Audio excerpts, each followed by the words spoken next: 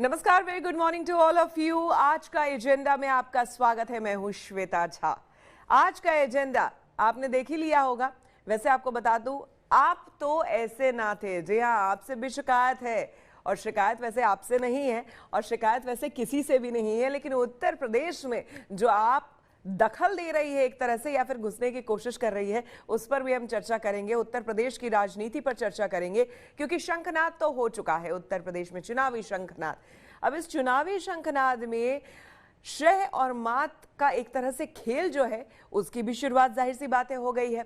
तमाम बड़े बड़े राजनीतिक दलों के जो नेता हैं वो दिन रात उत्तर प्रदेश का रुख कर रहे हैं। अब इस बीच जो है गठबंधन की एक नई राजनीति, नया समीकरण जो है वो तलाशने की कोशिशें पार्टियां कर रही हैं। उत्तर प्रदेश में अगर आम आदमी पार्टी की बात करें तो पहली बार, हालांकि अभी वहां पर उसका कोई दखल नहीं है, लेकिन उसके बावजूद किस तरह से वहां पर गणित बिठाया जाए उसको लेकर भी वो कोशिश कर रही है। आपको कल ही की तस्वीर अगर मैं याद दिलाऊं, जो कि हम आगे आप उस पर चर्चा भी करेंगे, उसमें आपने देखा होगा कि संजय सिंह, जो कि आम आदमी पार्टी के नेता हैं, सांसद हैं, उन्होंने मुलाकात की है। ये देखिए, ये तस्वीर आपको हम दिखा रहे हैं। उन्होंने मुलाकात की है पूरे अखिलेश यादव के परिवार से। मुलायम सिंह यादव को यहाँ पर गुलदस्ता देते हुए आप देखेंगे। हालांकि ये उनके जन्मदिन के मौके पर वो पहुंचे थे, उनको गुलदस्ता दिया। और ये तस्वीर देखिए, ये तस्वीर काफी कुछ कह रही है। जी हाँ, एक नए समीकरण उत्तर प्रदेश में लिखने की, बनाने की कोशिश हो रही है।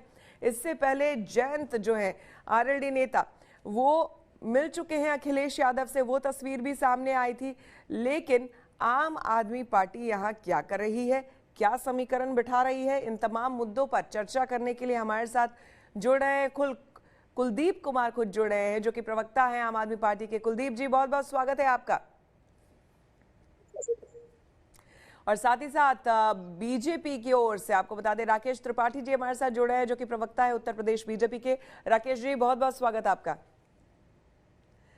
तो बीजेपी कमल खिलाने में कितना वहां पर कामयाब रहेगी, सीटों के बंटवारे, तमाम तरह के मुद्दों पर हम इन दोनों से चर्चा करेंगे। लेकिन जरा आपको हम एक तरह से कह ले कि ब्रीफ कुछ कर देते हैं उत्तर प्रदेश में दरअसल हो क्या रहा है। जैसे जैसे दरअसल दिन बीत रहे हैं ना, उत्तर प्रदेश का रण धारदार होता जा रहा है। सत्ता पक्ष और विपक्ष अपने अपने दल को बढ़ाने में लगे हुए हैं। गठबंधनों का दौर चल रहा है, और इसी कड़ी में कांग्रेस की बागी नेता अदिति सिंह जो है वो बीजेपी में शामिल हुई हैं। तो दूसरी ओर आम आदमी पार्टी के संजय सिंह ने अखिलेश यादव से मुलाकात की, जैसा कि मैंने आपको बताया। साथ ही कृष्णा पटेल वाली जो अपना दल है, उन्होंने समाजवादी का दामन थाम लिया है। हालांकि जो बेटी हैं अनुप्रिया पटेल, आप जानते होंगे, वो बीजेपी के साथ है, मंत्री भी है। यूं समझिए कि गठबंधन वाली राजनीति बहुत तेजी से, यानी कि फुल स्पीड से विस्तारित हो गई है, ताकि पार्टियां अपने विरोधियों को मात दे सके। तो यहीं पर हम लेते हैं एक छोटा सा ब्रेक इस कहानी से, और मेन मुद्दे पर हम आते हैं, क्योंकि हमारे दोनों मेहमान हमारे साथ जुड़े हुए हैं। सबसे पहले बात करेंगे कुलदीप जी से। कुलदीप जी, ये बताइए कि आम आदमी पार्टी, कल हमने जो तस्वीर देखी संजय सिंह की अखिलेश यादव जी के साथ, और जिस तरह से मुस्कुराते हुए वो तस्वीर जो है वो सामने आई है, क्या समीकरण, क्या नई राजनीति उत्तर प्रदेश में क्या तलाश रहे हैं?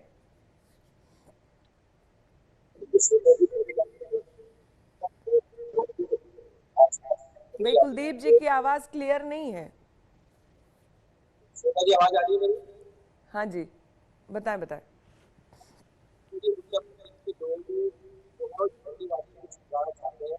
और भाजपा ने उत्तर प्रदेश के पूरे देश के अंदर एक जातिवाद का और उत्तर प्रदेश के सब लोगों को भाजपा। मुझे लगता है कि हमारी टेक्निकल टीम को एक बार देखना होगा। कुलदीप जी माफ करिएगा, जरा एक बार हम चेक करवा लेते हैं टेक्निकल टीम से, ताकि आपकी बात जो है स्पष्ट तौर पर हमारे दर्शक भी सुन सके। जब तक ये चेक होता है, हम इस बीच राकेश जी से रिएक्शंस ले लेते हैं। राकेश जी, हमने देखा इससे पिछला जितना भी चुनाव हमने देखा, उसमें और इस वाले चुनाव में जो विपक्षी हैं वो तो लगातार कह रहे हैं कि भाई बहुत बड़ा बदलाव आने वाला है।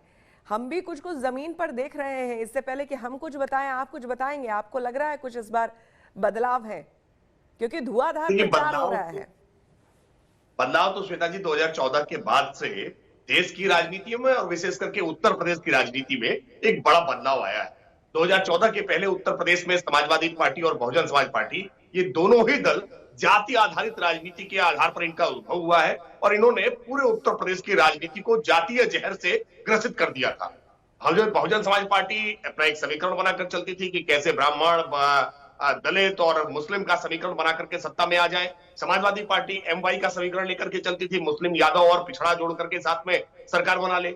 लेकिन उत्तर प्रदेश में जब से नरेंद्र मोदी जी की राजनीति की एंट्री हुई, उत्तर प्रदेश में नरेंद्र मोदी जी जब प्रधानमंत्री कैंडिडेट के तौर पर, एक एमपी कैंडिडेट के तौर पर जब से बनारस आए, उत्तर प्रदेश की राजनीति में एक यू टर्न चेंज हुआ। उत्तर प्रदेश में अब विकास के मुद्दे पर बहस हो रही है, विकास के मुद्दे पर लोग वोट कर रहे हैं और इसीलिए 2014 का चुनाव हो, 2017 का चुनाव हो, 2019 का चुनाव हो, स्थानीय निकाय के चुनाव हो, पंचायत के चुनाव हो, हर चुनाव दर चुनाव भारतीय जनता पार्टी के सामने तमाम तरह के गठबंधन ध्वस्त हो गए हैं। आपको ध्यान दिलाऊंगा कि 2017 में यही समय था, विधानसभा चुनाव से पहले अखिलेश यादव जी बहुमत की सरकार में थे, लेकिन अखिलेश यादव जी में इतना हौसला नहीं बचा, हिम्मत नहीं बची कि वो अकेले दम पर चुनाव में आ पाए। इसलिए उन्होंने राहुल गांधी जी के साथ यूपी को ये साथ पसंद है नारा देकर के हाथ पकड़ लिया था। लेकिन क्या हुआ, जनता ने खारिज कर दिया, हाथ छूट गया, साथ छूट गया, गठबंधन टूट गया।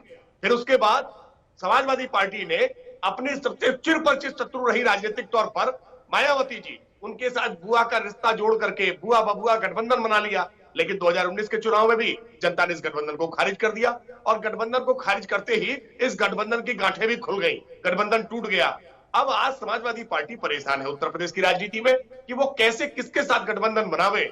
आज बसपा उनके साथ आने को तैयार नहीं है, कांग्रेस उनके साथ आने को तैयार नहीं है, तो तमाम छोटे छोटे दलों को इकट्ठा करके एक राजनीतिक गठजोड़ बनाने का भरपूर प्रयास अखिलेश यादव जी कर रहे हैं। अब आम आदमी पार्टी, जिसकी राजनीतिक हैसियत उत्तर प्रदेश में नहीं है, उत्तर प्रदेश में कितनी सीटों पर चुनाव लड़ ले, ये इनके पास कैंडिडेट नहीं ढूंढने मिलने वाले हैं। ये भी तलाश रहे हैं कि कोई उत्तर प्रदेश में हमको ऐसा दल मिल जाए जिसके साथ गठबंधन करके हम कुछ सीटों पर अपनी ताकत दिखाने की कोशिश करें। देखिए, आम आदमी पार्टी हो, चाहे सुहेल देव भारतीय समाज पार्टी हो, चाहे आज वो अपना दल की एक जो वास्तविक अपना दल है जो भारतीय जनता पार्टी के साथ है अलायंस में, उनकी माताजी कृष्णा पटेल के साथ आज गठबंधन करने का प्रयास कर रहे हो। असदुद्दीन ओवैसी के भी आज वो डोरे डाल रहे हैं कि कैसे असदुद्दीन ओवैसी को भी अपने साथ। लेकिन ये जो बात आप कह रहे हैं राकेश जी, ये जो बात आप कह रहे हैं कि समाजवादी पार्टी ऐसा कर रही है, लेकिन 14 और 17 में, 2014 और 17 के चुनाव में भी अमित शाह जी ने भी तो यही किया था। छोटी छोटी पार्टियों को, जातीय पार्टियों को खास करके, उनको मिला करके और उसके बाद एक बड़ी जीत आप लोगों ने भी हासिल की थी। आज आप उल्टा आरोप लगा रहे हैं, यही काम तो आप समाजवादी पार्टी कर रही है, तो आज परेशानी हो रही है आपको। देखिए श्वेता जी, एक बात मैं स्पष्ट करूं, मैं जाति को खारिज नहीं कर रहा हूं। जाति एक सच्चाई है और कोई भी राजनीतिक कार्यकर्ता ये कह दे कि नहीं जाति को हम आंख मूंद लेंगे और जाति खत्म हो जाएगी, ऐसा नहीं। जातीय प्रतिनिधित्व देना एक बात, और जातीय आधार पर गोलबंदी करना, उसके आधार पर वैमनस्यता फैलाना, दूसरी जातियों के लिए कटु शब्द कहना, ये दूसरी बात।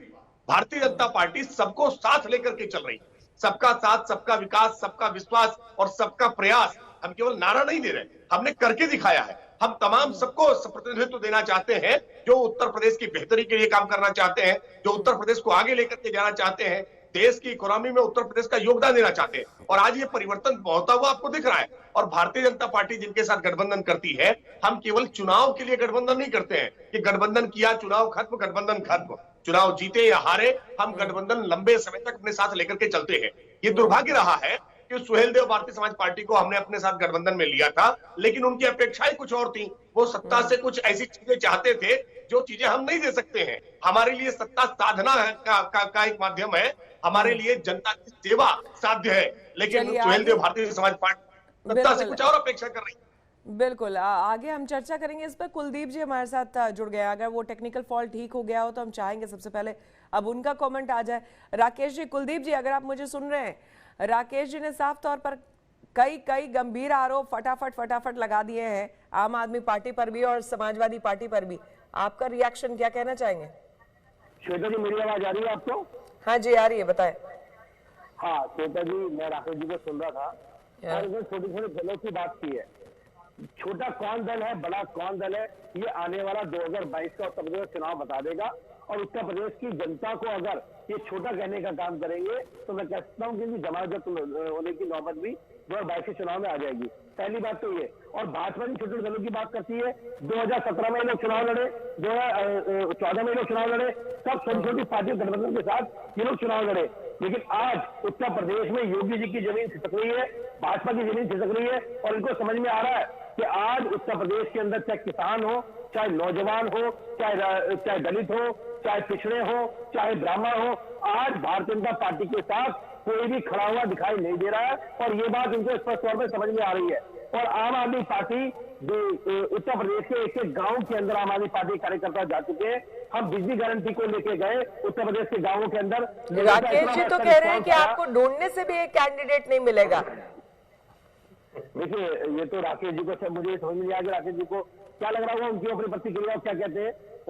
लेकिन मैं कहता हूँ आपको कि आज आम आदमी पार्टी का संगठन उत्तर प्रदेश के गांव-गांव के अंदर है। और ये तो इन्होंने देख लिया कि योगी जी ने हमारी तिरंगा यात्रा को रुकवाया।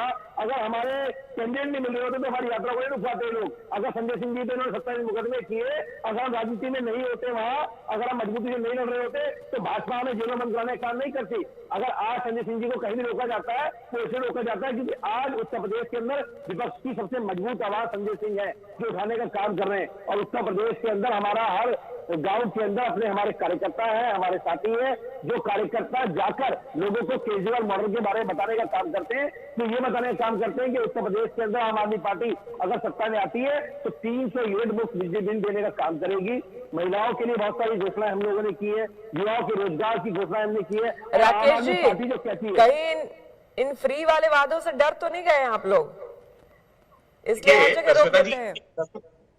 एक दशक अभी तक इनकी पार्टी के गठन को नहीं हुआ और एक दशक से पहले ही इनकी पार्टी के तमाम संस्थापक सदस्य इनकी पार्टी को छोड़ करके चले गए, चाहे वो प्रशांत भूषण हो, चाहे कुमार विश्वास हो, चाहे किरण बेदी हो। ऐसे कई नेताओं के नाम फेहरिस्त में आप गिन लेंगे कि राजनीति बदलने के लिए आए थे, ये नारा देकर आए थे कि हम राजनीति बदलेंगे। लेकिन कहां आकर के उसी गंदी नाली में आकर के ये मिल गए, वही जातिवाद की राजनीति, वही तुष्टीकरण की राजनीति, जिस राजनीति को बदलने का इस्तेमाल कर रहे हैं। करने वाला नहीं देखा है। और उत्तर प्रदेश में देखा है कि किस तरह से इस कोरोना के कालखंड में आपने उत्तर प्रदेश के नौजवानों के साथ किस प्रकार का व्यवहार किया। ये उत्तर प्रदेश के नौजवान जिनका बड़ा योगदान दिल्ली को संवारने में, सजाने में होता है, उन मजदूरों को आपने कोरोना काल में अपमानित करके दिल्ली से बाहर निकाल देने का काम किया। कोरोना का मुद्दा उठाएंगे राकेश जी, फिर तो कुलदीप जी के पास भी बहुत कुछ है कहने को। कुलदीप जी, मैं एक आंकड़ा बताऊंगा, एक आंकड़े का जवाब केवल कुलदीप जी दे दे। देखिए, दिल्ली की आबादी 2.5 करोड़ है। इस 2.5 करोड़ आबादी में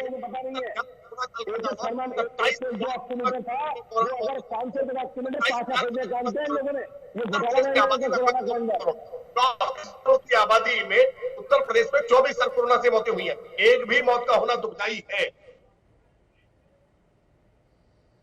राकेश जी, कोरोना काल में तो सबसे तेज सरकार उत्तर प्रदेश की सरकार है। उत्तर प्रदेश के गांव-गांव में कोरोना फैला, ये सरकार की नाकामयाबी थी, योगी की नाकामयाबी थी। आपने उत्तर प्रदेश में आपने राशन गंगा के अंदर भाग लिया, आप कफन तक मुहैया नहीं करा पाएंगे राशन के लिए। आपकी सबसे तेज सरकार है उत्तर प्रदेश के अंदर। आप किसी में पास को बताइए, आपने जो वादा 2017 में लोगों से किया था, क्या रोजगार का वादा किया हो उत्तर प्रदेश के लोगों से, क्या देने का काम किया? किसान की आय दुगनी करने का वादा किया था, क्या देने का काम किया? महिलाओं को सुरक्षा करने का वादा किया था।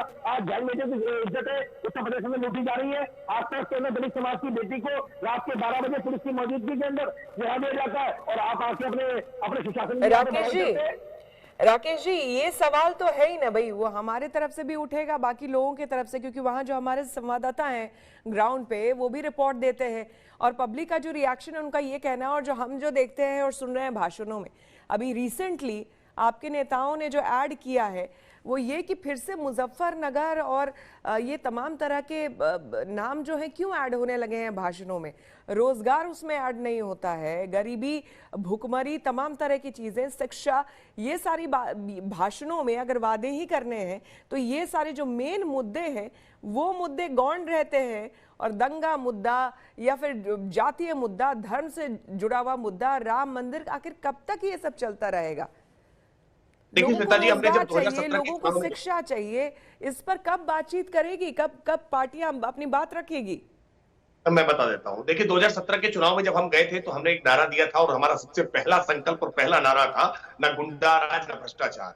उत्तर प्रदेश की छवि बन गई थी कि यहाँ माफियाओं का एक पैरेलल तंत्र चलता था। माफिया जिलों को संचालित करने का काम करते थे और पुलिस प्रशासन हो या राज्य की प्रशासनिक मशीनरी हो, वो घुटने टेक दिया करती थी इन अपराधियों के सामने, माफियाओं के सामने। मुजफ्फरनगर का दंगा एक मॉडल है कि किस तरह से उत्तर प्रदेश में पिछली सरकार शासन प्रशासन को चलाती थी। साधारण एक गांव में, कवाल गांव में सचिन और गौरव की बहन के साथ हुई छिड़खानी का एक मसला कैसे एक दंगे का रूप ले लेता है, कैसे कई जिले प्रभावित होते हैं, महीनों तक दंगा चलता है, सैकड़ों लोगों की मौत होती है, हजारों लोग बेघर हो जाते हैं। लेकिन उत्तर प्रदेश के पुराने मुख्यमंत्री अखिलेश यादव चुपचाप लखनऊ में बैठे होते हैं और उनके एक मंत्री आजम खान वहां से लगातार डायरेक्शन देने का काम करते हैं कि इन आरोपियों पर कोई कार्रवाई न की जाए। ये इतना तक नहीं, दंगे के आरोपी को मुख्यमंत्री चार्टर्ड प्लेन से बुला करके मुख्यमंत्री आवास में उनको नाश्ता कराते हैं। क्या हम इसकी याद नहीं दिलाएंगे? आज ये परिवर्तन किस तरह से हुआ है कि योगी आदित्यनाथ जी की सरकार के कार्यकाल में एक भी सांप्रदायिक दंगा, जब एक कह रहा हो तो एक भी सांप्रदायिक दंगा किसी भी जिले में, किसी भी तहसील में नहीं होने दिया है हमने। ये हमारी उपलब्धि है। और जब तक सुरक्षा का एहसास नहीं होगा, कोई निवेश नहीं आएगा, कोई रोजगार के सृजन नहीं होंगे, जीवन खुशहाल नहीं हो सकता है। किसी भी व्यक्ति के लिए सबसे ज्यादा जरूरी है, सबसे पहली आवश्यकता है कि उसको सुरक्षा का एहसास हो, उसको भरोसा हो कि हमारी जान पर किसी प्रकार का कोई खतरा नहीं होगा। क्या कैराना में पलायन नहीं हो रहा था? क्या इस बात को हम एहसास नहीं कराएंगे कि आज कैराना में लोग वापस लौट कर आ रहे हैं? चुनाव होंगे सब में आप सब में करा रहे हैं। देखिए, अभी तो कहीं कैराना का जिक्र नहीं था, मुजफ्फरनगर का कोई जिक्र ही नहीं कर रहा था। अभी मतलब चाहे 14 हो 17 हो, खाली मतलब जातीय और मतलब ये जो सारे समीकरण बनते हैं ना जाति के आधार पर, और ये जो हम देख रहे हैं, न जाने कब से हम ये चुनाव देख रहे हैं, हम ये जानना चाह रहे हैं जो मुख्य मुद्दा, दरअसल जिसको आप मुख्य मुद्दा कहते हैं, सुरक्षा नो डाउट बहुत जरूरी है, लेकिन अगर लोगों के पास रोजगार रहेगा, लोग अगर शिक्षित रहेंगे, तो मुझे नहीं लगता है कि जिस तरह की चीजें हमारे समाज में हो रही है, घटित हो रही हैं, वो अपने आप वैसे ही कम हो जाएगी अगर इन मुद्दों को आप जी। आज हम जब चर्चा कर रहे हैं ना, कुछ देर के बाद ही अभी यूपी में ही नोएडा में जेवर में एक इंटरनेशनल एयरपोर्ट बनने जा रहा है। 5 इंटरनेशनल एयरपोर्ट उत्तर प्रदेश में हुए, ये उत्तर प्रदेश की बदलती हुई छवि है। 1 लाख रोजगार का सृजन होगा केवल जेवर एयरपोर्ट से। हमने आज उत्तर प्रदेश की पूरी छवि बदल करके रख दी है। वरना ये उत्तर प्रदेश जहां बिजली नहीं आती थी, 8 घंटे 10 घंटे बिजली भी मुश्किल हुआ थी, आज ये परिवर्तन आया है उत्तर प्रदेश की राजनीति में। आज बिजली हमने पहुंचाई है। आज क्यों नहीं पूरे पुराने चुनाव होते थे, आप याद करके देखिए, विपक्ष हमेशा बीएसपी मुद्दा बनाती थी, बिजली, सड़क और पानी। आज क्यों नहीं विपक्ष बिजली, सड़क और पानी के मुद्दे पर बहस कर रहा है? क्यों? क्योंकि उत्तर प्रदेश आज एक्सप्रेसवे का प्रदेश बन गया है। 5 एक्सप्रेसवे उत्तर प्रदेश को हमने देने का काम किया है, जिसमें से एक एक्सप्रेसवे, पूर्वांचल एक्सप्रेसवे, उसका उद्घाटन मुख्यमंत्री जी, प्रधानमंत्री जी की उपस्थिति में मुख्यमंत्री जी के साथ में हुआ है। ये हमारी सरकार की उपलब्धि है। एक बुंदेलखंड एक्सप्रेसवे का उद्घाटन होने वाला है, इसी दिसंबर महीने में उद्घाटन उसका हो जाएगा। हम मानते हैं कि आज उत्तर प्रदेश की छवि बदली है। 3 लाख करोड़ से ज्यादा का निवेश आया है। 4.5 लाख लोगों को उत्तर प्रदेश में हमने नौकरियां दी हैं, और ये नौकरियां बिना भाई भतीजावाद के, ये भी बोलते हैं ना कि ये जो फटाफट उद्घाटन और तमाम तरह की चीजें हो रही है, सब चुनाव के मद्देनजर ही होता है। ठीक चुनाव जब आने वाले होते हैं तो पता नहीं बहुत सारे रिबन फीते ऐसे ही काट दिए जाते हैं। नहीं, चुनाव तो हर समय कोई ना कोई होता है। चुनाव कभी विधानसभा का होगा, कभी पंचायत का होगा, कभी नगर निकाय का होगा। क्या चुनावों को देखते हुए क्या विकास की परियोजनाओं को रोक दिया जाए? कुलदीप जी कुछ कहना चाह रहे थे बीच में। नहीं करती है। कहिए कुलदीप जी। जिस कानून व्यवस्था की बात करते हैं बार बार, इनसे पूछिए कि हाथरस के अंदर क्या दलित की बेटी के साथ बलात्कार नहीं हुआ? और मुझे पता था कि ये मैटर आएगा। खड़े नहीं हुए क्या? अलीगढ़ के अंदर कुछ दिन पहले 3 साल की बेटे के सामने व्यापारी की गोली नहीं मारी गई? क्या एक महिला के सामने पुलिस वालों ने होटल में घुस के व्यापारी की हत्या नहीं की? ये किस बात की बात, किस चीज की बात कर रहे हैं? उत्तर प्रदेश के अंदर जिस प्रकार का गुंडाराज आज चल रहा है, सुन लीजिए राकेश जी, सुन लीजिए, क्योंकि ये मुद्दे ये जो है ये फैक्ट्स है और सबके सामने है। तो पहले इनकी बातें सुन लीजिए, और ये इंसिडेंट्स हुए हैं, उसके बाद सुरक्षा को लेके जो आप अभी कह रहे थे ना, उस पे जवाब दीजिएगा। कुलदीप जी बताइए। श्वेता जी, गुंडा राज का जो आतंक है वो तो है, साथ में पुलिस का आतंक भी है। एक महिला के सामने व्यापारी को होटल के अंदर गोली मार दी जाती है। क्या उसके बारे में इनको नहीं पता? जो हाथरस में बार बार बात कर रहा है उसके बारे में इनको नहीं पता? इनको सब पता है। इनको पता है कि उत्तर प्रदेश के अंदर जिस प्रकार का गुंडा राज चल रहा है, आज उत्तर प्रदेश के लोग उसे त्रस्त हो चुके हैं। भाजपा के पास केवल एक एजेंडा बचा है, जातीय धर्म का एजेंडा। और मैं कह सकता हूं कि उत्तर प्रदेश के लोगों ने अब की बात जातीय धर्म के एजेंडे से ऊपर उठकर विकास के मामले में वोट करने की बात की है। बिल्कुल, किसानों का मुद्दा सबसे बड़ा मुद्दा है। मैंने बार बार कहा कि अभी भी उस बात को लेकर के बहुत लोग सवाल उठा ही रहे हैं कि कैसे आरोपी के पिता जो है अभी भी बने हुए हैं। भाई नहीं, वो तो बने रहेंगे। ये तो भाजपा की नीति है। एक तरफ आगे प्रधानमंत्री माफी मांगते हैं, दूसरी तरफ अपने मंत्रियों से गाड़ी चलवाते हैं, किसानों को ढूंढा जाता है।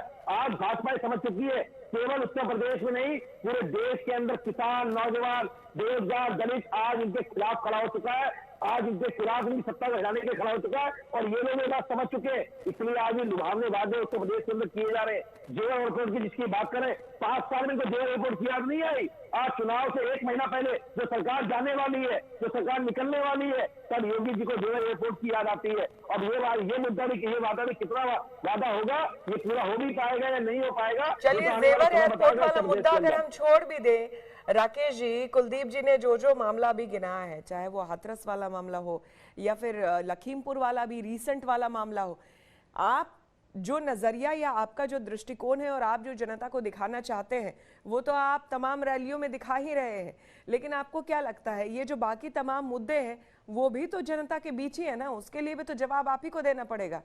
इसके लिए क्या जवाब है आपके पास? इस बात को मैं बहुत जिम्मेदारी के साथ कहूंगा और मैं उम्मीद करता हूं इसको तर्कयुक्त कसौटी पर कसा जाना चाहिए। कोई ऐसा मुल्क दुनिया का नहीं है जहां पर कोई आपराधिक घटना नहीं घटती हो या कोई सरकार ये दावा कर दे हमारी सरकार के रहते हुए कोई आपराधिक घटना नहीं घटेगी। ऐसा दावा कोई नहीं कर सकता। पहली इंपॉर्टेंट ये है कि क्या कोई आपराधिक घटना के घटने के बाद शासन और प्रशासन रिएक्ट किस तरह क्या संरक्षण देने का काम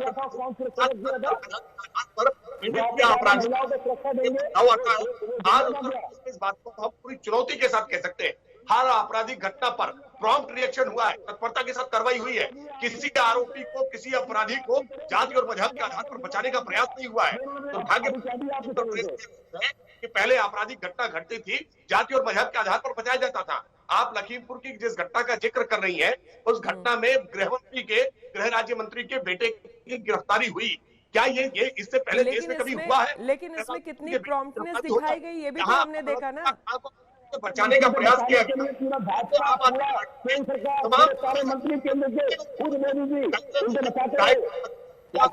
मंत्री भाई कुलदीप जी की आवाज क्लियर करिए जरा, उनको उनकी दावा आवाज में करके आने वाले क्लैरिटी लाइए। आम आदमी पार्टी ने हर वो कृत्य किया है जिसकी वो आलोचना करते थे। कौन, क्या आपकी पार्टी के भीतर दंगाई नहीं है? क्या आप दावे से कह सकते हैं कि आपकी पार्टी के भीतर आपके विधायकों के ऊपर रेप का आरोप नहीं दिया? राशन कार्ड बनवा रहे थे आपके विधायक और मंत्री। शर्म नहीं आती है? राजनीति आम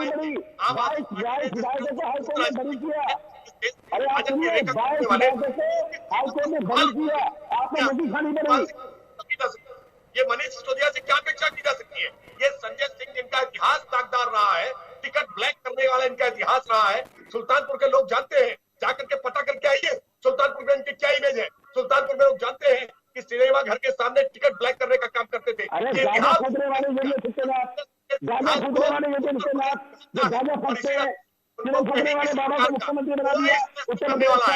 आदमी पार्टी उत्तर प्रदेश में जमानत जब्त कराने का रिकॉर्ड बनाएगी। अगर आप मिलने वाले और अगर कहीं जमानतें जब्त होंगी, मैं पूरी जिम्मेदारी के साथ बता रहा हूँ आम आदमी के अंदर पूरी ताकत के साथ चुनाव लड़ने आइए। हम स्वागत करते हैं आपका। हम बिल्कुल आप रहिए, राजनीति कर रहे हैं, हमारे हम देश की सेना पर सवाल उठाने वालों को। एक सेकंड, आवाज क्लियर नहीं हो रही है, थोड़ी देर कुलदीप जी को जरा बोलने दीजिए। ये उत्तर प्रदेश वो प्रदेश है, जरा कुलदीप जी की बात भी सुन लेने दीजिए। ज्यादा इस देश को सबसे ज्यादा प्रधानमंत्री उत्तर प्रदेश ने दिए हैं। ये अरविंद केजरीवाल बिल्कुल जरा कुलदीप जी को भी बोल लेने दीजिए भाई, क्लैरिटी नहीं हो रही है। राकेश जी की बात सबने सुनी, जरा कुलदीप जी को भी बोल लेने दीजिए। कुलदीप जी बोलिए। देश का इतना दुर्भाग्य क्या होगा तो देश के गृह मंत्री चल पा रहे, देश के गृह मंत्री को तड़ीपार किया गया गुजरात से। आज जो उत्तर प्रदेश के मुख्यमंत्री बैठे हुए वो पार्लियामेंट के अंदर रोते कि मेरे को नहीं, हम इन मुद्दों पर क्यों बात कर रहे हैं? क्यों नहीं जाएंगे?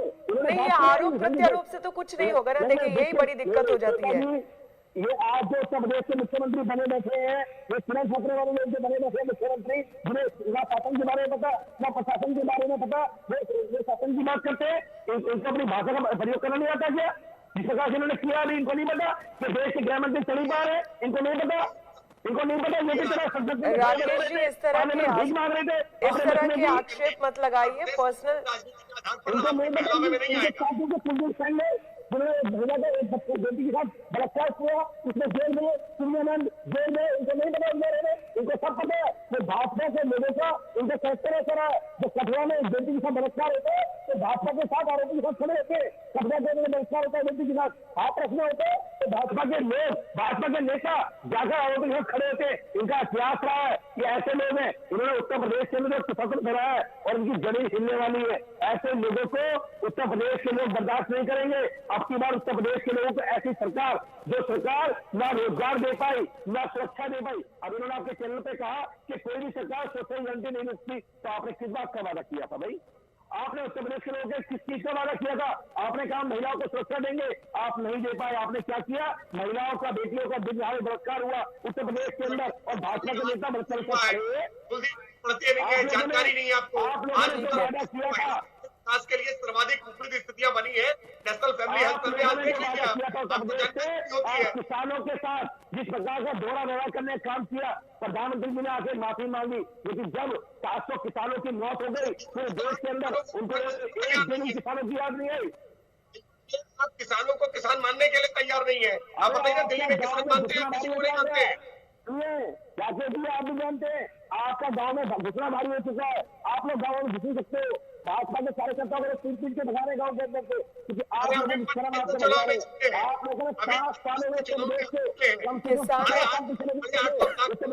चलिए, किसानों की बात हो रही है राकेश जी, किसानों की बात हो रही है राकेश जी, तो सिर्फ एक बात रखना चाहूंगी कि भाई किसानों में ये बात तो जरूर थी कि बहुत नाराजगी इस बात को लेकर थी कि जब प्रधानमंत्री ने ये तीनों कानून वापस लिए, मैं भी गई थी गाजीपुर बॉर्डर, वहां भी किसानों से बात की माफ कीजिएगा, तो वहां पर किसानों का ये कहना था कि आज हमें सबसे ज्यादा खुशी इस बात की है कि हमें कम से कम किसान माना गया।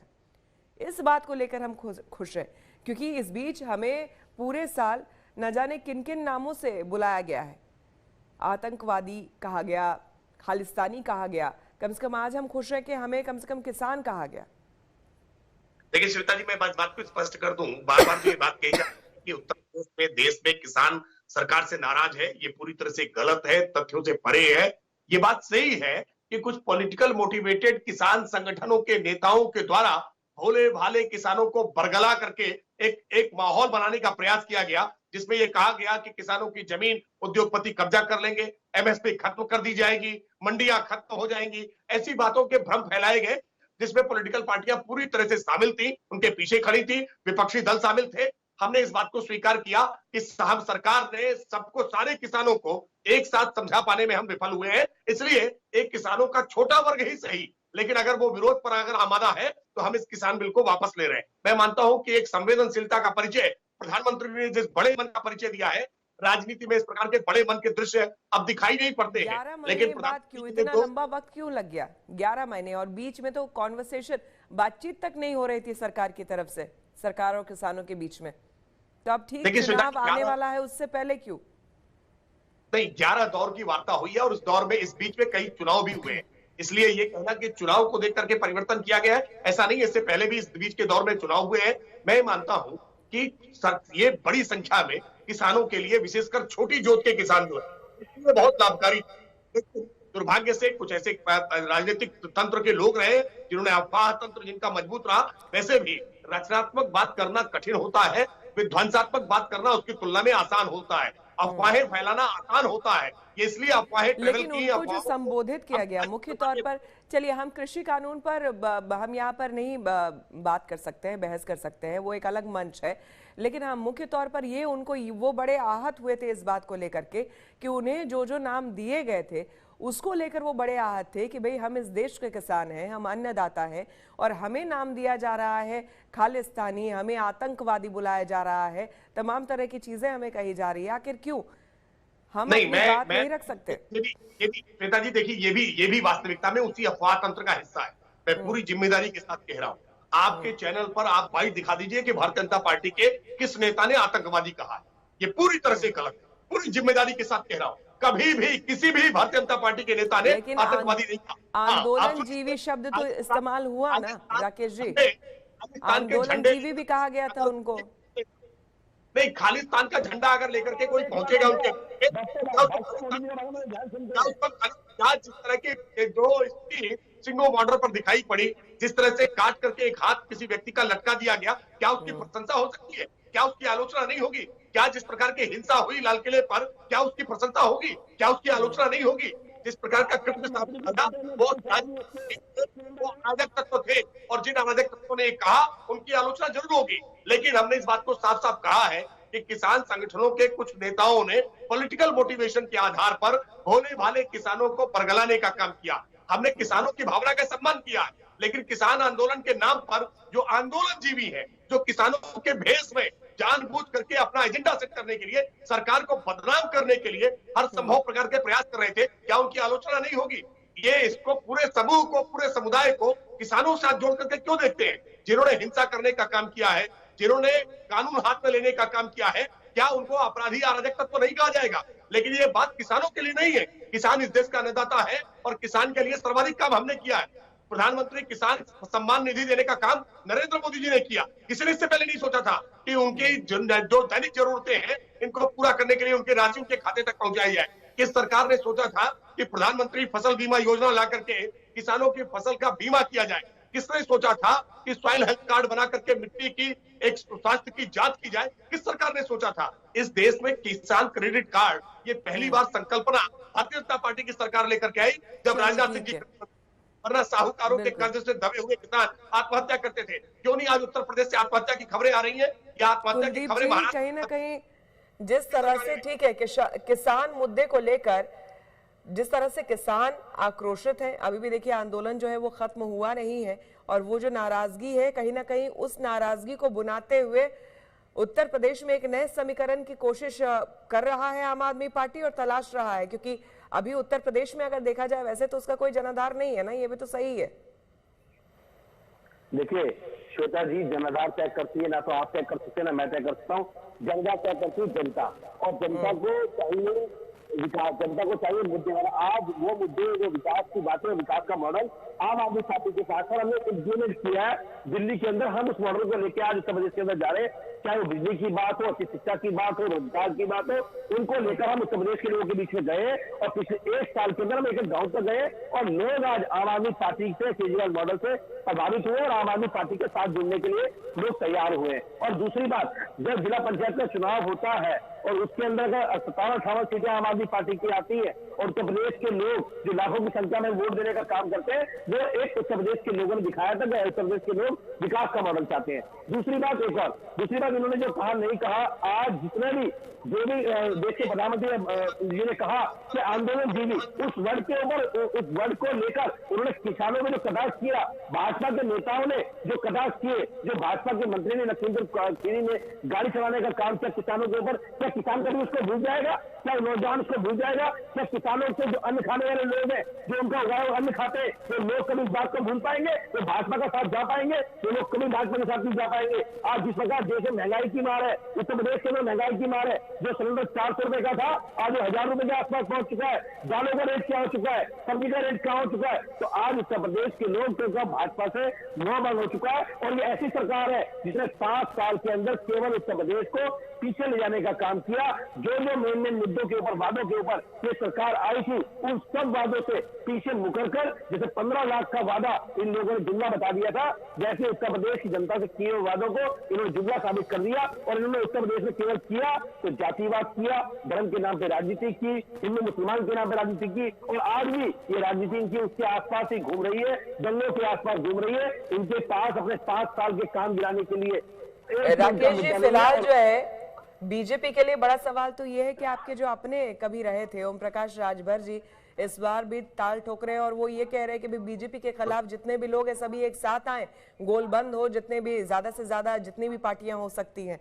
तो कैसे निपटेंगे इन लोगों से, ये बड़ा सवाल आप लोगों के लिए। प्रकाश राजभर की क्रेडिबिलिटी पर बड़ा संकट खड़ा हो गया, क्योंकि महाराजा सुहेलदेव राजभर जिनकी विरासत को संजोने के लिए वो दावा करते हैं, अपनी पार्टी में जिनका नाम जोड़ते हैं, जिन्होंने उसको पराजित किया सालार गाजी मसूद, उस सालार गाजी मसूद की मजार पर जाकर के असदुद्दीन ओवैसी के साथ वो माथा टेका है। ऐसी स्थिति में अब राजभर बिरादरी में, राजभर समाज में उनका जनाधार पूरी तरह से समाप्त हो गया है। लेकिन आप लोग फिर भी तो चाह ही रहे थे ना बीच में कि राजभर जी आप लोग के साथ आ जाए, कोशिश तो कर ही रहे थे आप लोग। नहीं, देखिए, भारतीय जनता पार्टी किसी को साथ लाने की कोशिश नहीं कर रही है। जिसको भी उत्तर प्रदेश में अपना अस्तित्व ठीक रखना है, जिसको भी उत्तर प्रदेश की बेहतरी के लिए बात करनी है, उसको भारतीय जनता पार्टी के साथ चलना होगा, क्योंकि भारतीय जनता पार्टी ने आज उत्तर प्रदेश की पूरी राजनीति में एक बड़ा परिवर्तन किया है। जहां विकास पर आज विमर्श शुरू हुआ है, आज में एक एक करके आप किसी सेक्शन में तय पूछ लीजिए, हर सेक्शन में, चाहे शिक्षा पे, स्वास्थ्य पे, रोजगार पे, आप इंफ्रास्ट्रक्चर डेवलपमेंट पे, उत्तर प्रदेश में सुरक्षा के एहसास पर, आप जिस विषय पर कहेंगे उस विषय पर लंबे प्रबोधन दे सकते हैं, आंकड़ों के साथ देंगे। पिछले सरकार में और सरकार में परिवर्तन क्या हुआ है, इस पर हम बात कर सकते हैं। पिछली सरकार में उत्तर प्रदेश में एयरपोर्ट्स की संख्या क्या थी, आज एयरपोर्ट्स की संख्या क्या है। पिछली सरकार में मेडिकल कॉलेज की संख्या क्या थी, आज मेडिकल कॉलेज की संख्या क्या है। पिछली सरकार में यूनिवर्सिटीज कितनी थी, आज यूनिवर्सिटी कितनी बढ़ी है। पिछली सरकार में प्राथमिक स्कूलों की स्थिति क्या थी, आज प्राथमिक स्कूलों की स्थिति क्या है। पिछली सरकार में विद्यार्थियों की संख्या कितनी थी, आज विद्यार्थियों की संख्या क्या है। विद्यार्थियों को सुविधाएं क्या थी, विद्यार्थियों की आज सुविधाएं क्या है। इन पैरामीटर्स पर बात कर लीजिए। हम चुनौती देकर कह रहे हैं आम आदमी पार्टी आ जाए, डेटा के साथ आ जाए, हम डेटा के साथ आ रहे हैं, आकर के तैयार हैं कुलदीप जी। और मैं तो देखिए, ये जो कागजी आंकड़े हैं ना, उनसे आप उत्तर प्रदेश की शिक्षा की आप बात कर रहे हैं। दिल्ली के शिक्षा मंत्री को, दिल्ली देश के सर्वोच्च शिक्षा मंत्री को आप उत्तर प्रदेश के स्कूल देखने को रोक देते हो। अगर एक पत्रकार ही कवर कर देता है कि बच्चे को नमक और रोटी दी जा रही है, तो आप उसे मुकदमा कर जेल में डाल देते हो। इन चीजों को आप नहीं बुला सकते। उत्तर प्रदेश के लोगों ने सब कुछ देखा है 5 सालों में। उत्तर प्रदेश के लोगों ने देखा कि मिड डे मील में बच्चों को नमक रोटियां कर दी गई है, उनसे वंचित किया गया है, और जिन्होंने उसके ऊपर खबर की उसको जेल में डालने का काम किया है। जिन जिन लोगों ने आपके घोटालों को उजागर करने का काम किया, वो जेल में डालने का काम आप लोगों ने किया है। और आप जिस प्राइमरी एजुकेशन की बात कर रहे हैं, जिस आप एजुकेशन की बात कर रहे हैं, जब दिल्ली के मुख्यमंत्री जाते हैं स्कूलों को देखने के लिए, तो आपको पुलिस रोककर उनको वापस भेज देती है। अगर आपने हिम्मत की तो आप स्कूल दिखाते, क्यों नहीं दिखाया आप लोगों ने? आपने हिम्मत है, हमारे दिल्ली के स्कूल देख लीजिए। हमने आके चैलेंज किया कि उत्तर प्रदेश की सरकार आए। चलिए, चुनाव आते ही आरोप प्रत्यारोप जो है वो शुरू हो जाते हैं और सब अपनी अपनी पार्टियां जो है सब अपने दावे भी करती है और उनके नए नए समीकरण भी बनते बिगड़ते अभी हम देखेंगे। देखिए, शुरुआत हो चुकी है उत्तर प्रदेश में, क्योंकि सबसे बड़ा राज्य है इसलिए काफी महत्वपूर्ण भी हो जाता है। आप दोनों का, राकेश जी और कुलदीप जी, बहुत बहुत धन्यवाद हमारे इस कार्यक्रम में जुड़ने के लिए और अपनी बातें रखने के लिए। बहुत बहुत धन्यवाद आपका। तो आज का एजेंडा में आपने सुना, देखा इन लोगों को अपने अपने वायदे करते हुए और दावे करते हुए, आरोप प्रत्यारोप। लेकिन हाँ, उस दिन की हम उम्मीद करते हैं जिस दिन वाकई ये जो राजनेता हैं वो अपने चुनावी भाषणों में भी बेरोजगारी का जिक्र करेंगे, वो अपने भाषणों में शिक्षा का जिक्र करेंगे और दावे इस बात का किया करेंगे कि भाई हमने इतने वादे किए थे और ये वादे हमने पूरे किए। जिस दिन आज भी, देखिए ये बड़ी हैरानी की बात है कि आज भी इतने वर्षों बाद, मतलब 75वां हम अपना आज़ादी का अमृत महोत्सव हमारा देश मना रहा है, उसके बावजूद आज भी हमारे देश में जब चुनाव होते हैं तो बात होती है कि आपको बिजली, सड़क और पानी ये दिया जाएगा जो कि मौलिक अधिकार है लोगों का। आज भी जाति और धर्म को लेकर के हम चुनाव करते हैं। इसलिए आम आदमी जो है, हम और आप जो है, उन्हें भी जागरूक होने की जरूरत है, उन्हें भी इस बात को समझने की जरूरत है कि कौन सी पार्टी वाकई सिर्फ वायदों वाली और हवाई पार्टी है और कौन सी पार्टी हकीकत में आपके लिए काम कर रही है। चुनाव का समय है, आपके लिए चुनना बहुत जरूरी है सही पार्टी, क्योंकि आप ही से सरकार जो है वो निर्धारित होगी, आप ही के चुनाव से सरकार बनेगी। इसलिए सोच समझ करके आप भी अपने मत का प्रयोग करें और इनके वादे और दावे जो हैं वो तो हम आपको सुनाते ही रहेंगे। तो आज का एजेंडा में फिलहाल मेरे साथ इतना ही। Have a good day.